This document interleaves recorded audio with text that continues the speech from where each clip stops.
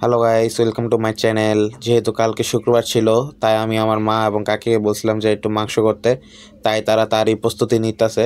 তো এখন আমার মা কাটাকাটি শেষ করে মুরগিটা ধুয়ে আনলো। তো দেখতে পাচ্ছেন যে মুরগি ধোয়া শেষ। এখন এই মুরগিগুলোকে ম্যারিনেট করা হবে, তাই এখানে বিভিন্ন প্রকার মশলা দিতেছে আমার মা। তো এখানে কি সেগুলো দিছে সে এক্স্যাক্টলি সেটা আমি বলতে পারবো না। আমার মা এগুলো সব দিয়েছে, তো এগুলো আমি ঠিক এক্স্যাক্টলি জানি না কি কি দিতেছে। তাও যতটুক জানি তাই বলি। এখন হলুদের গুঁড়া দেওয়া শেষ করলো, এখন হয়তো বা রোস্টের মশলা দিবে। হ্যাঁ, এখন রোস্টের মশলা দিল, দেন সরষের তেল এবং লবঙ্গ দিয়ে এগুলোকে ম্যারিনেট করবে।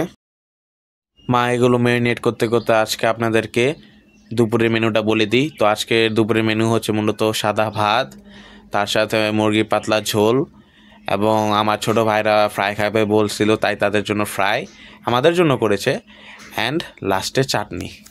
অ্যান্ড আপনারা দেখতেই পাচ্ছেন যে মাংসের উপরে প্রায় সকল প্রকার মশলা দেওয়াই শেষ।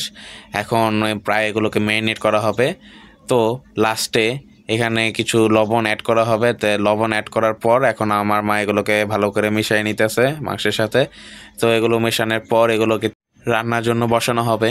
অ্যান্ড আপনারা দেখতেই পারতেছেন যে মাংসের সাথে মশলাগুলো খুব ভালোভাবেই মিশে গিয়েছে। এখন এগুলোকে রান্নার জন্য বসানো হবে। সো গাইজ দেখতে পাচ্ছেন যে এখন মুরগিগুলোকে রান্নার জন্য বসিয়ে দেওয়া হয়েছে। অ্যান্ড এটা হতে না হতে আমার মুখ থেকে জল পড়তেছে। অ্যান্ড প্রায় এটা শেষের দিকেই।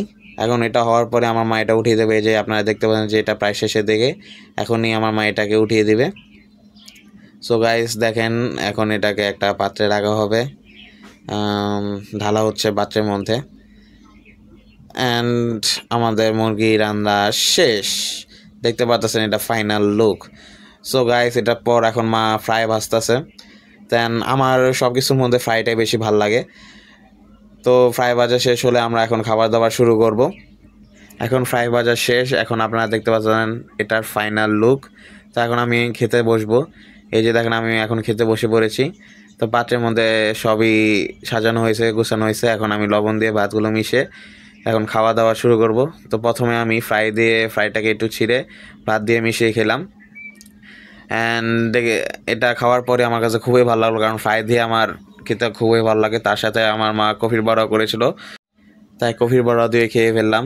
শীতকালে তো কফির বড়াই মেইন হয় বেশিরভাগ সময়। এখন আমি মুরগির লেগটাকে কামড় দেব। অ্যাকচুয়ালি মুরগির লেগ ফ্রাই, তো এটা খুবই ক্রিস্পি ছিল এবং খেতেও খুবই ভালো ছিল। অ্যান্ড দেন আমার মা আমাকে ঝোলের মাংস দিল। তো ঝোলের মাংস প্রথমেই হাতের রানটা আসলো, দেন কিছু আলু এবং সিনার পিসটা দিল। তো অ্যাকচুয়ালি ছোটোবেলা থেকে আমার একটা স্বভাব যে আমি যে কোনো প্রকার ফ্রাই একদম লাস্টে খাই খাবারের।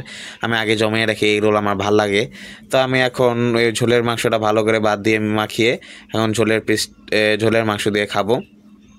তো আপনারা দেখতে পাচ্ছেন যে খুবই দেখতে ভালো লাগতেছে। আমি খেয়ে দেখি, প্রায় আমি যখন এটা মুখে দিলাম খুবই টেস্টি ছিল, খেতে খুবই ভালো লাগলো।